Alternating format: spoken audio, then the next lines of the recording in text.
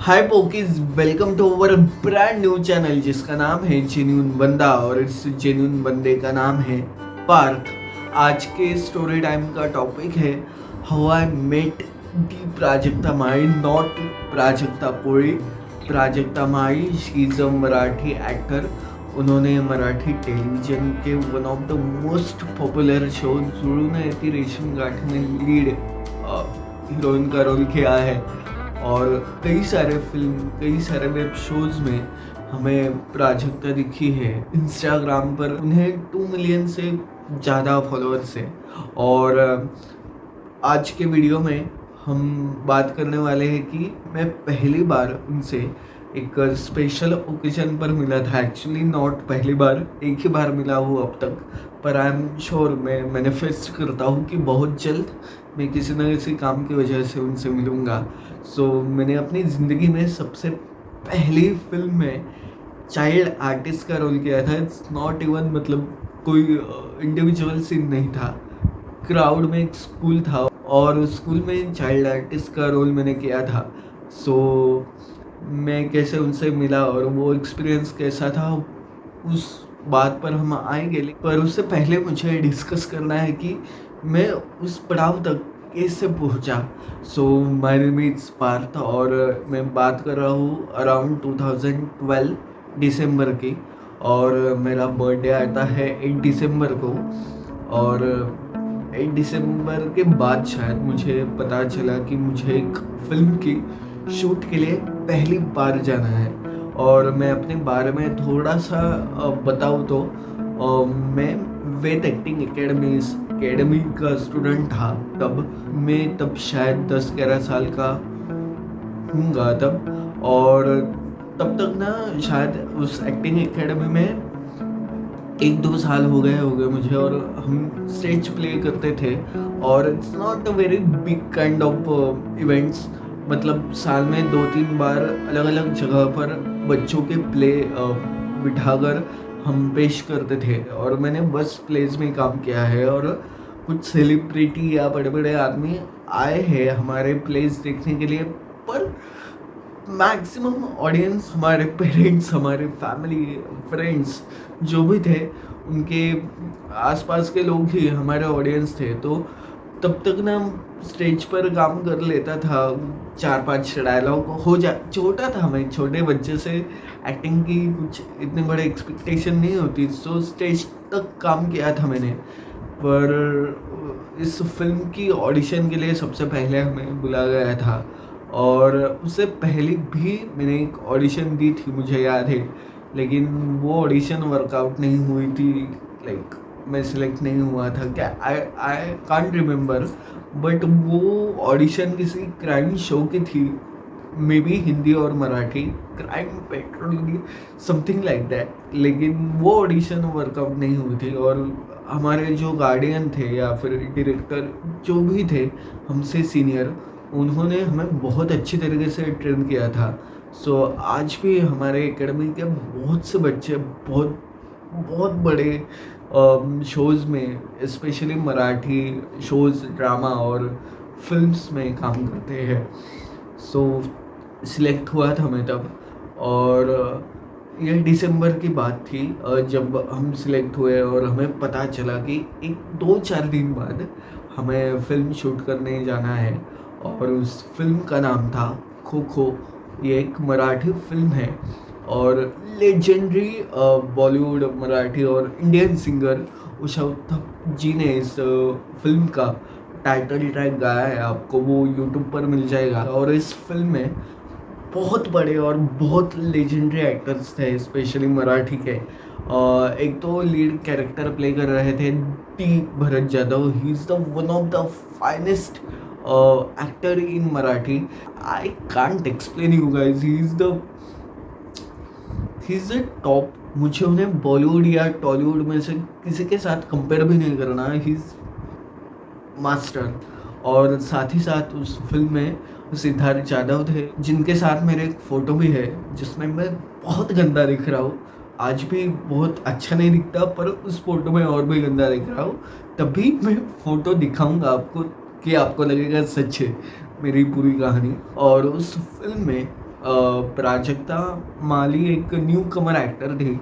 तब उनकी most popular show जो नहीं थे रेशम घाटी, वो शो आया नहीं था। और उससे पहले 2012 दिसंबर तारीख थी 30, मतलब न्यू ईयर के बस एक दिन पहले हम लोगों ने शूट किया था। और इट्स क्रेजी, मेरी ज़िंदगी का एक स्पेशल दिन था वो। मैं पहली बार किसी फिल्म के सेट पर मड आइलैंड में गया था, कंप्लीट फिल्मी एरिया। और मेरे पेरेंट्स थे मेरे साथ, और बस मैं अकेला नहीं था। तो हमारे पूरे एकेडमी के 6 या 7 बच्चे थे, और सबके साथ कोई ना कोई आया था। और हमारी एक गार्डियन थी, कविता थाई, वो थी हमारे साथ। और पहली बार मैं आधी रात को 3 बजे उठा था। मतलब आज का दौर है, जब तक मुझे आधी रात को 4-5 बजे तक नींद नहीं आती, वेल्ले की तरह रात में स्क्रॉलिंग करता रहता हूँ, तब वैसी बात नहीं थी। 11-12 बजे तक आराम से सो जाते थे हम। सो 3 बजे हम उठे, और स्टेशन पे हम पहुँचे होंगे 4:30-5 बजे तक। और आधा घंटा उससे ज़्यादा, यानी कि 6 या 6:30 तक मड आइलैंड में जो हमारा सेट था, उस सेट पर हम पहुँचे थे। बहुत से एक्टर थे। मैंने पहली बार वैनिटी वैन देखी थी। वैनिटी क्या होती है अंदर से बाहर से। मैं 10 साल का था गाइस, मतलब अब गया तो शायद किसी मैच्योरिटी से देखूंगा, पर तब नहीं थी। अभी भी मैच्योर हो तो तब की तो बात अलग थी। और मुझे क्या रोल है, मेरा स्क्रीन टाइम क्या है, मेरे डायलॉग्स क्या है, इनमें से कोई भी बात दिमाग में नहीं थी। उस मुकाम पर जाना it's a big deal for me. और हमने, हाँ, हमारी स्क्रिप्ट आई थी, और मैंने बहुत गंदी एक्टिंग की थी। मतलब मेरा सिलेक्शन एक रोल के लिए हुआ था, जिससे शायद 4 या 5 डायलॉग हुए, पर मैंने इतनी गंदी एक्टिंग की थी कि मुझे वो रोल नहीं मिला। और मैं उस शूट पे आया हूँ तो फिर मुझे एक ऐसे ही क्राउड में बिठाया गया, और एक सीन शूट किया गया था, लेकिन वो कभी फिल्म में आया नहीं था। और तब मुझे पहली बार पता चला था कि शूट कितना कुछ कुछ होता है, और फिल्म में कितना दिखाया जाता है। मतलब अगर एक एक्टर के एक फिल्म के लिए 10 सीन शूट होते हैं, तो शायद उस एक्टर के 7-8-4 कितने भी सीन लग सकते हैं। कुछ कुछ एक्टर के जो शायद उतने बड़े नहीं होते ओहदे में, उनके कभी कभी पूरा रोल कट किया जाता है ड्यू टू लेंथ। और शायद ऐसा आज भी होता होगा। तो ऐसे बहुत से फर्स्ट टाइम एक्सपीरियंस में उस दिन महसूस करने वाला था और कर रहा था। और जब मैं प्राजक्ता, टू बी ऑनेस्ट मुझे पता नहीं था तब ये एक्टर कौन है। I mean right now she is one of the most popular actor in Marathi television specially. पागल है लड़के आज भी उसके पीछे। पिछले 10 सालों से शी इज़ डूइंग टेलीविजन। और उस फिल्म में ये जो बाकी के एक्टर थे, यानी कि क्रांति रेडकर, भरत जाधव और सिद्धार्थ यादव, इन सब में प्राजक्ता बहुत न्यू कमर थी वो। इस वजह से शायद हम में से बहुत से लोग जानते नहीं थे उसे। सो मुझे तब पहली बार पता चला था कि आपका कितना भी छोटा रोल हो, बस एक फ्रेम के लिए आप उस फिल्म में, उस शो में नज़र आते हो, तब भी आपका मेकअप होता है। और जब भी हम सैलून और उस पार्लर काइंड ऑफ एरिया में जाते हैं, तब जो स्प्रे, हेयर स्प्रे होता है, वो सेम स्प्रे हमारे चेहरे पर मारते हैं। और मेरी ज़िंदगी में तब पहली बार किसी ने मुझे फेस पर स्प्रे मारा था, और बच्चा था मैं तब, शायद ऐसी कुछ रिएक्शन थी मेरी। और तब वो मेरे सामने बैठी थी। देयर इज़ 2 चेयर थी, और कंफर्टेबल चेयर थी, लाइक बहुत अच्छी चेयर थी। और हमारी शूट जो थी वो एक स्कूल में थी। एक्चुअल स्कूल नहीं था, वो स्कूल का सेट था।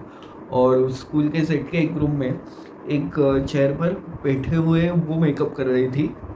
और एक चेयर पे हम एक-एक करके कर रहे थे मेकअप। और मैं अपनी ज़िंदगी में, I don't know, cringy moment है, स्मॉल मोमेंट है, कैसा मोमेंट है, आई रियली डोंट नो।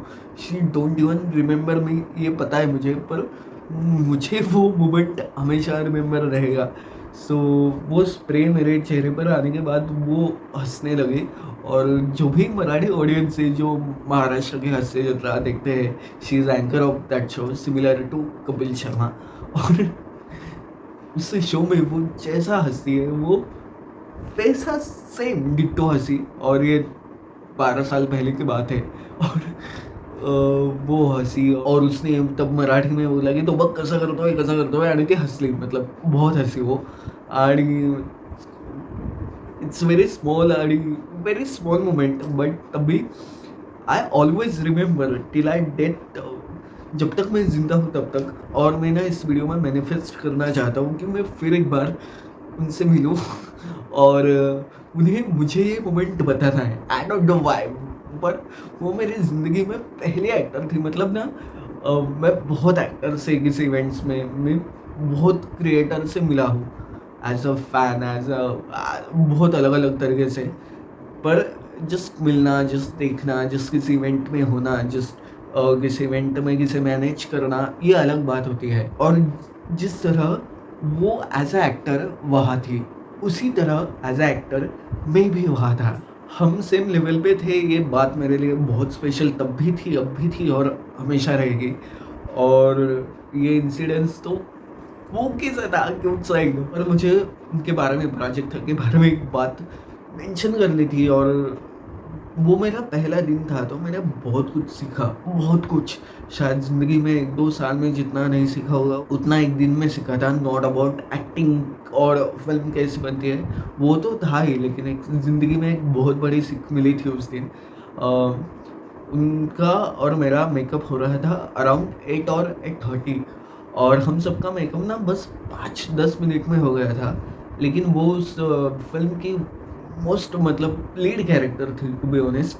और उनका मेकअप 2 घंटे चल रहा था. मतलब अराउंड आप समझ लो कि 8 से 10 एम तक उनका मेकअप चालू था. और उसके बाद वो वैनिटी में जाकर बैठी. वो 4-5 बार शाम तक आकर पूछती रही कि मेरा सीन कब है, मेरा सीन कब है. डायरेक्शन टीम में से कोई ना कोई उन्हें बताता रहता कि होगा 10 मिनट बाद, 1 घंटे बाद, 2 घंटे बाद, 3 घंटे बाद, 4 घंटे बाद, ऐसा उन्हें बताया गया था. और उन्होंने सबसे पहला मेकअप किया था सुबह 8 बजे. वो टाइम पर टचअप करती रही क्योंकि टचअप नहीं किया तो मेकअप पूरा उतर जाता है. और उनका एक शॉट लगा उस दिन. उनका एक गाना शूट होने वाला था पर अनफॉर्चुनेटली जो ऑलरेडी शूट चालू था हम सबका, वो बहुत बड़ा हो गया था. शायद 1 या 2 सीन बस शूट हुए थे उस दिन. और वो सुबह 8 बजे से मेकअप करके विथ कॉस्ट्यूम, विथ डायलॉग्स बैठी थी. और उनका बस एक फ्रेम, नॉट इवन सीन, एक फ्रेम जिसमें बस उन्हें 2 डायलॉग थे. उन डायलॉग के लिए सुबह 8 बजे से रात को 10 बजे तक इंतज़ार करना पड़ा. रात को 10 बजे उसका वो सीन या फिर वो शॉट, जो एक सिंगल शॉट, मतलब एक लीड कैरेक्टर है, वो स्कूल में पढ़ा रहा है और ये छुपकर उसे दिख रही है. ये डे टाइम का सीन था. वो रात को 11 बजे शूट हुआ तो मैंने पहली बार देखा कि डे टाइम रात को कैसे शूट करते हैं. और वो बस देखती है और शायद एक आध डायलॉग था उनका. और उस डायलॉग के लिए सुबह से रात तक, रात को 11 बजे तक वो बंदी थी. वो बंदी शायद वैनिटी में जाकर लेटी होगी. पर इतना पेशेंस एक एक्टर को रखना पड़ता है, वो उस दिन मुझे पहली बार पता चला. लाइक मुझे तब पता चला कि एक्टिंग करना ईज़ी नहीं है. मतलब नॉर्मली एक्टर्स को नॉर्मली लोग कहते हैं कि इनको बहुत पैसे मिलते हैं, ये क्या काम करते हैं. लेकिन एक तो फ़िल्म और स्पेशली टेलीविज़न की एक्टिंग, टेलीविज़न का शेड्यूल, फ़िल्म का शेड्यूल बहुत केओटिक होता है, बहुत सरके लगा देता है. और तब मेरे जैसे बच्चे भी होते हैं. एक छोटा इंसिडेंस 1 मिनट में ख़त्म कर दूँगा कि तब ना मुझे समझ आया था कि मुझे पूरे सीन के लिए बुलाया गया है वहाँ. और मैंने गंदी एक्टिंग की, इस वजह से मेरा वो रोल किसी और को दिया गया और मुझे बस एक ग्रुप का हिस्सा बनाया गया. और मुझे एज़ अ ऑडिशन लिख के बुलाया गया था. तो मैं फर्स्ट बेंच पे था, यानी कि जब भी फ्रेम दिखती है तब मैं दिखता हूँ. पर ये मुझे और मेरा और एक दोस्त सेम हुआ था हम दोनों के साथ. तो हम दोनों रोने लगे कि हमें बुलाया लेकिन हमारा सीन कट हो गया. और तब उस फिल्म के director, he is one of the most finest और coolest, not coolest but finest director of Marathi industry, which is Kedar Shinde. फिलहाल वो कलर्स मराठीज पूरे चैनल के हेड है और ही इज़ ब्रिलियंट डायरेक्टर. और हम 2 बच्चे जिनको उन्होंने उससे पहले और आज तक उसके बाद भी कभी देखा नहीं था, उन्होंने हमारे लिए टाइम निकाला, हमसे बात की और हमारा जो एक शॉट लिया था, मैंने मेंशन किया कि जो कभी फ़िल्म में आया ही नहीं, एक पूरा शॉट था, उस शॉट में मैं दिख रहा था प्रॉपर। सो मेरे कहने का मतलब ये था कि इतने छोटे-छोटे एक्टर्स को भी डायरेक्टर को सँभालना पड़ता है। छोटे मतलब जस्ट नॉट बाय एज, कितने सारे एक्टर्स होते हैं, मतलब हमें दिखते हैं कि लीड एक्टर 4, 5, 6 है, लेकिन एक्चुअली उस सेट पर 100 भी एक्टर होते हैं किसी सीन्स में। आप देख सकते हो बॉलीवुड में कई सारे गाने होते हैं, उन गानों में कितने सारे डांसर्स होते हैं, कितने सारे साइड एक्टर, बैकग्राउंड एक्टर होते हैं। उन सबको मैनेज करना, एक फ़िल्म, एक गाना, एक शो शूट करना, it's not a small thing. और ये सारे एक्सपीरियंस मुझे उस दिन पहली बार मिले थे और it's a crazy day, I never forget the whole date. वो तारीख थी 30 दिसंबर 2012 और वो फ़िल्म रिलीज़ हुई थी 2013 में। बहुत सा शूट हो गया था। हमारा शूट पैच वर्क में ही था, मतलब एंड में था पूरा। और 2013 में वो फ़िल्म शूट हुई और रिलीज़ भी हुई। मैं बस एक एडिशनल बात आप सबको बता रहा हूँ, ये फ़िल्म मैंने शूट की और ये बात जब मेरे स्कूल में पता चली और जब 7-8 महीनों बाद जब ये फ़िल्म टीवी पर लगी, तो भाई क्या बताऊँ मैं तुम्हें, क्या क्या थी वैल्यू मेरे स्कूल में। मेरे दोस्त भी नहीं, जो मुझे मुँह भी नहीं दिखाया करते थे, लड़के लड़कियाँ, वो मेरे पास अगर मुझसे बात करते थे। मेरा मेरा क्या रोल था, एक फ्रेम है, एक स्कूल फ्रेम है, the lead actor is teacher और वो हमें सिखा रहे हैं और मैं फर्स्ट बेंच पे हूँ, क्लियर दिख रहा हूँ कि वो मैं हूँ और बस 2 मिनट का सीन था, बस 2 मिनट का। और इस वजह से मैं अपने स्कूल का स्टार था। लाइक बस मैंने वो रोल किया है, इस वजह से मुझे मेरे स्कूल प्ले में लीड मिला था। मतलब थोड़ी एक्टिंग कर लेता हूँ अच्छी, पर वो शायद मैंने उस फ़िल्म में काम किया था, इट्स अ बिग डील, जो सबको पता थी, सबको मेरे स्कूल में। It was crazy, it was very, मतलब आसमान में था मैं तब। So it was the whole day is crazy और उस दिन प्राजक्ता से मिलना इट्स रियली स्पेशल। और आपसे रिक्वेस्ट है, अगर गलती से ये वीडियो किसी ने देखा जो प्राजक्ता माड़ी को जानता है, तो प्लीज़ उस तक ये वीडियो पहुँचा दो यार। प्लीज़, एक छोटा सा यूट्यूबर हो लेकिन पहुँचा दो उस तक प्लीज़। और मुझे प्राजक्ता माड़ी के लिए और एक बात करनी थी एंड में। मराठी या महाराष्ट्र के लोगों को पता है कि उन्हें लेकर एक कंट्रोवर्सी चल रही है और बहुत अलग से कमेंट भी उस कंट्रोवर्सी को लेकर उन पर आए हैं। आई रियली डोंट नो कौन गलत है कौन सही है, पर आप जब किसी एक्टर को कोई किसी भी तरह का क्रिटिसाइज़ करते हो, नॉट ओनली हर, कोई भी एक्टर किसी भी वजह से, तो वो एक्टर एक दिन में नहीं बना होता। 10 साल 20 साल की मेहनत होती है उसकी। जैसा मैंने कहा कि वो पूरे एक दिन तक बस एक शॉट के लिए वेट कर रही थी। उसने अपने स्क्रैच से शुरुआत की है, तो वो जाकर यहाँ तक बनी है। तो उसे या किसी भी एक्टर या किसी भी इंसान को, टू बी ऑनेस्ट, बिना बात के ट्रोल मत किया करो। अगर कोई बात पता ना हो तो इट्स बेटर कि उस पर कुछ बात ना करो। मैं भी उस चीज़ पर बात नहीं करना चाहता। मैं ना उसे डिफेंड कर रहा हूँ, ना उसे ट्रोल कर रहा हूँ, लेकिन उस बात को लेकर जिसके एक कंट्रोवर्सी है, जिन्हें नहीं पता आप जाकर गूगल पे सर्च कर सकते हो। मेरी रिक्वेस्ट है इस वीडियो से कि किसी भी इंसान को, किसी भी एक्टर, इन्फ्लुएंसर को बिना बात का या फिर जो बात पता नहीं है उसे लेकर ट्रोल मत करो। It's not easy for anyone. So it was very nice day और मुझे बहुत अच्छा लगा आपसे ये बात, ये डे शेयर करके। चाइल्डहुड की वेरी स्पेशल मेमोरी है वो। So thank you for watching. ये वीडियो अपने दोस्तों के साथ, फैमिली के साथ प्लीज़ शेयर करो। ये वीडियो पसंद आए हो तो प्लीज़ लाइक करो। आपकी सपोर्ट की मुझे बेहद ज़रूरत है। सो प्लीज़ सब्सक्राइब करना, ये वीडियो प्लीज़ लाइक करना, अपने दोस्तों के साथ, फैमिली के साथ, प्राजक्ता माई के फैंस के साथ ये वीडियो शेयर करना। प्राजक्ता माई से वीडियो प्लीज़ शेयर करना और हम सब मिलकर मैनिफेस्ट करते हैं कि ये सेम इंसिडेंट्स हमारे चैनल पे मैं प्राजक्ता को बताऊँगा उनसे मिलकर। सो या that's it for the video. Thank you for watching again. आपण भेटूया पुढल्या व्हिडिओत. तोपर्यंत टेक केअर.